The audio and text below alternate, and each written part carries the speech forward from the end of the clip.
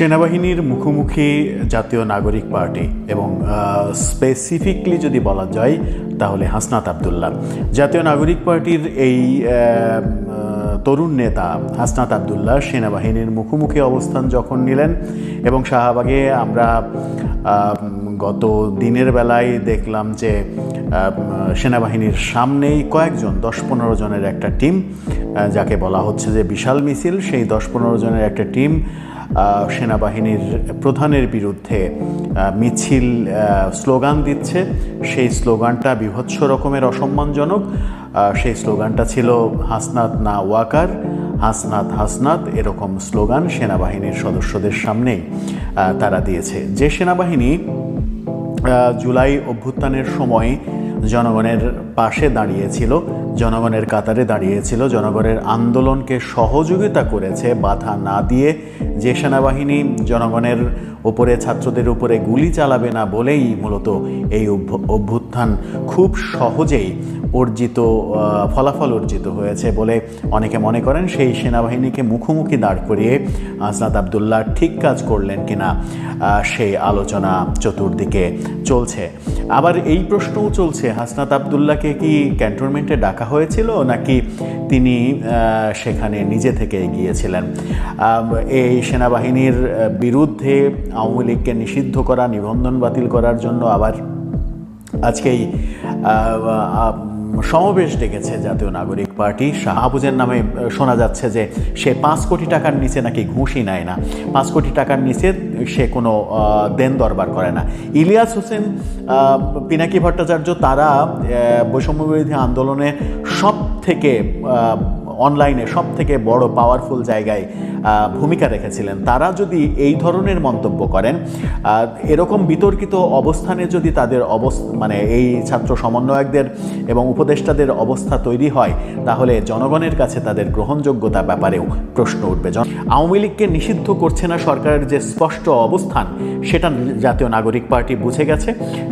সেই বোঝাটা হাসনাত আবদুল্লাহর এই স্ট্যাটাসের কমেন্টের রিপ্লাইতেও স্পষ্ট হয়েছে। তাই এখন নিষিদ্ধ চেয়ে আসলে লাভ নেই, তাদের নিবন্ধন বাতিল চাচ্ছে। আপাতত নির্বাচন কমিশন থেকে নিবন্ধন বাতিল করা এবং আদালতে বিচারের মাধ্যমে আওয়ামী লীগকে নিষিদ্ধ করা, সেই দিকেই যাচ্ছে। তার মানে দাবিতেও একটা কি বলবো যে একটা পরিবর্তনের একটা ছাপ দেখা যাচ্ছে, যেটা হাসনাত আবদুল্লাহর রিপ্লাইতে বোঝা যাচ্ছে। এই হাসনাত আবদুল্লাহ সেনাবাহিনী সম্পর্কে যে স্ট্যাটাস দিয়েছেন, সেটা নিয়ে বিতর্ক থামছেই না। সাংবাদিক মাসুদ কামাল বলেছেন যে হাসনাত আবদুল্লাহর উচিত কে বা কারা তাকে আওয়ামী লীগকে পুনর্বাসনের কথা বলেছেন তাদের নাম বলে দেয়া। তা না হলে ব্যাপারটা বিশ্বাসযোগ্যতা হারাবে যে হাসনাত আবদুল্লাহর সঙ্গে এরকম ঘটনা আদৌ ঘটেছে কিনা। কারণ ঘটনা ঘটেছে 11 তারিখে, এই সময়টা 10 দিন সময় তাকে নিতে হলো কেন? তাহলে কি এই লেখার স্ক্রিপ্ট সাজাতে এই 10 দিন লাগলো? এমন প্রশ্নও কিন্তু তুলেছেন। আর একটা সুন্দর প্রশ্ন তুলেছেন তিনি, সেটা হচ্ছে যে যদি আপনি নাম না বলেন, স্পেসিফিক যে 2-4 জন আপনার সঙ্গে কথা বলেছে, যদি কথা বলে থাকে, যদি নাম না বলেন, তাহলে ব্যাপারটা হয়ে যায় গোটা সেনাবাহিনীর বিরুদ্ধে আপনি কথা বলছেন। দেশপ্রেমিক সেনাবাহিনী, গোটা বাহিনীর বিরুদ্ধে আপনি কথা বলতে পারেন না। গোটা বাহিনীকে, এই সুশৃঙ্খল বাহিনীকে আপনি অপমানিত করতে পারেন না। আপনার যদি ক্ষোভ থাকে কিংবা আপনার যদি প্রতিবাদের ব্যাপার থাকে, সেনাপ্রধান কিংবা কোনো ব্রিগেডিয়ার কিংবা কোনো লেফটেন্যান্ট জেনারেল যিনি বা যে আপনাকে এই ধরনের কথা বলেছে, তার নাম প্রকাশ করে দেন। আপনি তো অনেক সাহসী, তার নাম প্রকাশ করে দেন, সমস্যা কোথায়?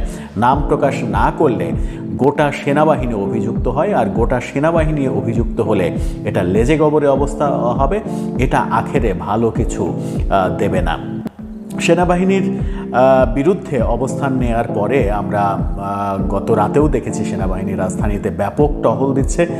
তাদের টহলের মাত্রা বেড়েছে। দিনের বেলায় যেটা হয়েছে সেটা হচ্ছে যে জুম্মার নামাজ কেন্দ্র করে বায়তুল মোকাররমে ডাক দেয়া হয়েছিল।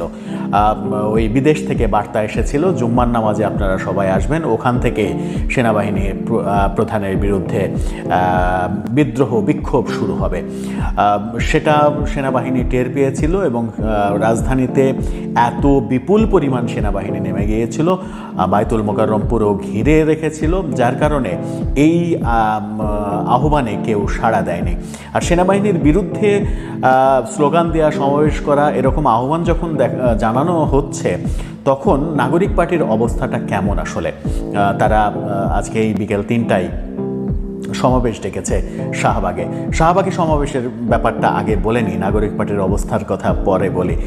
কদিন আগে সরকার একটা বিজ্ঞপ্তি জারি করেছিল, প্রধান উপদেষ্টার বাসভবন যমুনা এবং তার আশেপাশে এলাকা, স্পেসিফিকলি কাকরাইল এবং শাহবাগ এলাকা, ইন্টারকন্টিনেন্টালের এই এলাকায় কোনো সভা সমাবেশ করা যাবে না, নিষিদ্ধ ঘোষণা করা হয়েছিল।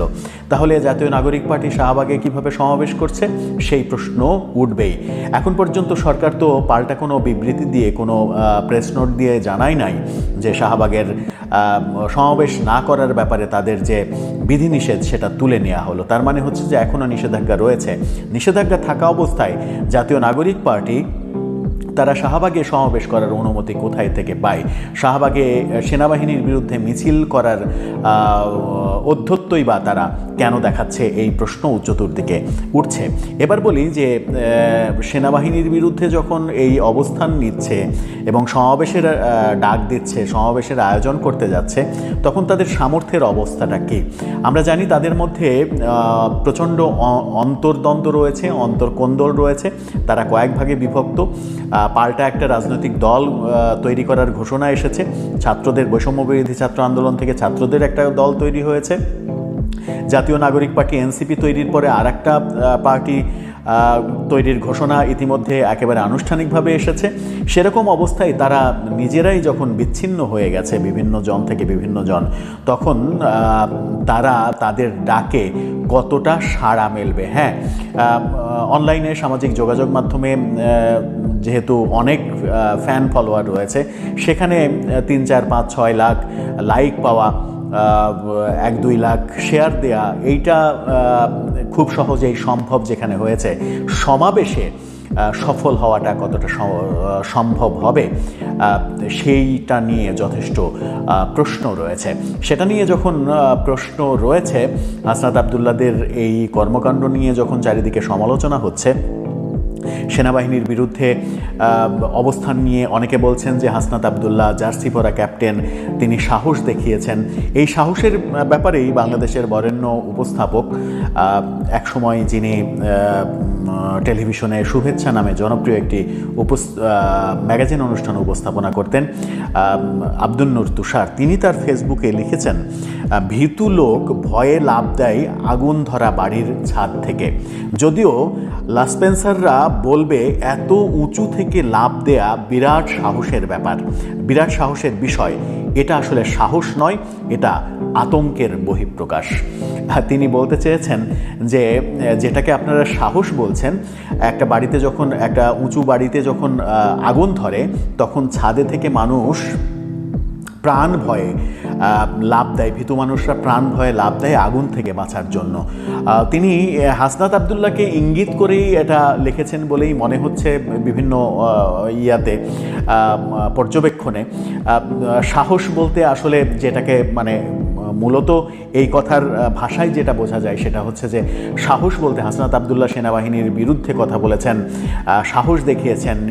এই সাহসটা আদতে সাহস নাকি এক ধরনের ভয় থেকেই তিনি লিখেছেন, যেটা তিনি তার পোস্টে উল্লেখ করেছেন যে এই পোস্ট দেওয়ার পরে তার কি হবে তিনি জানেন না।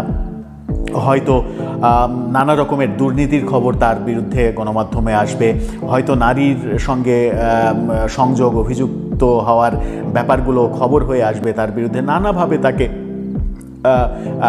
পানিশমেন্টের আওতায় আনার চেষ্টা করা হবে। এটা তার সমর্থকরাই বিভিন্নভাবে সামাজিক যোগাযোগ মাধ্যমে পোস্ট করছেন।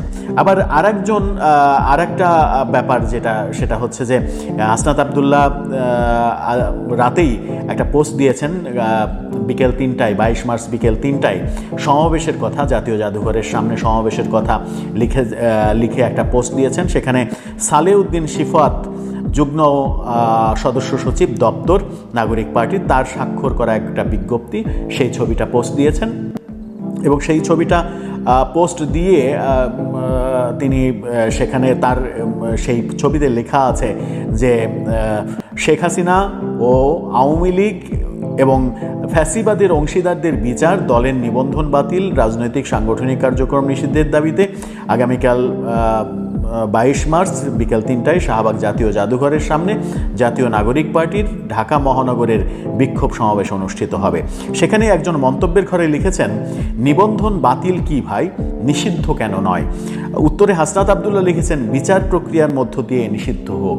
তার মানে হচ্ছে যে আওয়ামী লীগকে নিষিদ্ধ করছে না সরকারের যে স্পষ্ট অবস্থান, সেটা জাতীয় নাগরিক পার্টি বুঝে গেছে।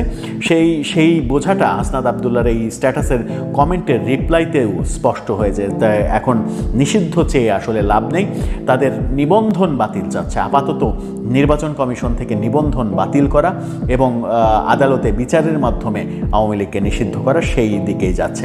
তার মানে দাবিতেও একটা কি বলবো যে একটা পরিবর্তনের একটা ছাপ দেখা যাচ্ছে, যেটা হাসনাত আবদুল্লাহর রিপ্লাইতে বোঝা যাচ্ছে। এই দাবি যখন হচ্ছে, তখন আমরা গত রাতে দেখলাম যে একটা অনলাইন প্ল্যাটফর্মের টক শোতে সাংবাদিক ইলিয়াস হোসেন এবং পিনাকি ভট্টাচার্য এই দুজন উপস্থিত ছিলেন কনক সরোয়ারের অনুষ্ঠানে। সেখানে উপদেষ্টাদের এবং এই সমন্বয়কদের বিরুদ্ধে অভিযোগ উত্থাপন করেন ইলিয়াস হোসেন। উপদেষ্টা আসিফ নজরুল হাজার হাজার কোটি টাকা ব্যয় করে আমেরিকায় জমি জমা কিনছেন, বাড়ি কিনছেন, সম্পদ তৈরি করছেন, এই কথা তিনি সেখানে বলেছেন। এবং মজার ব্যাপার হচ্ছে, সেখানে তিনি বলেছেন যে মাহফুজ, নাহিদ, আসিফ, হাসনাতরা একটা সময় আসতে পারে যে রাস্তার টোকাইদের হাতে মার খেতে পারে। এর কারণ হিসেবে তিনি বলতে চেয়েছেন যে তারা যদি ভুল পথে এগোয়, তারা যদি দুর্নীতির পথে আগায় এবং তাদের এই যে যুদ্ধ, সেই যুদ্ধ যদি ব্যর্থ হয় তাহলে রাস্তাঘাটে মার খেতে হবে। এবং উপদেষ্টা মাহফুজ আবদুল্লাহর বিরুদ্ধে তিনি লিখেছেন যে মাহফুজের নামে শোনা যাচ্ছে যে সে 5 কোটি টাকার নিচে নাকি ঘুষই নেয় না, 5 কোটি টাকার নিচে সে কোনো দেন দরবার করে না। ইলিয়াস হোসেন, পিনাকি ভট্টাচার্য, তারা বৈষম্যবিরোধী আন্দোলনে অনলাইনে সব থেকে বড় পাওয়ারফুল জায়গায় ভূমিকা রেখেছিলেন। তারা যদি এই ধরনের মন্তব্য করেন, এরকম বিতর্কিত অবস্থানে যদি তাদের এই ছাত্র সমন্বয়কদের এবং উপদেষ্টাদের অবস্থা তৈরি হয়, তাহলে জনগণের কাছে তাদের গ্রহণযোগ্যতার ব্যাপারেও প্রশ্ন উঠবে। জনগণের কাছে গ্রহণযোগ্যতার ব্যাপারে যখন প্রশ্ন উঠবে, তখন অনেক প্রশ্নই সামনে আসবে সফলতা এবং ব্যর্থতার। গোটা সেনাবাহিনীর বিরুদ্ধে কথা বলা, গোটা সেনাবাহিনীকে প্রতিপক্ষ হিসেবে দাঁড় করা, এটা বুদ্ধিমানের কাজ হলো কিনা? দর্শক, আপনার মতামত জানিয়ে লিখতে পারেন।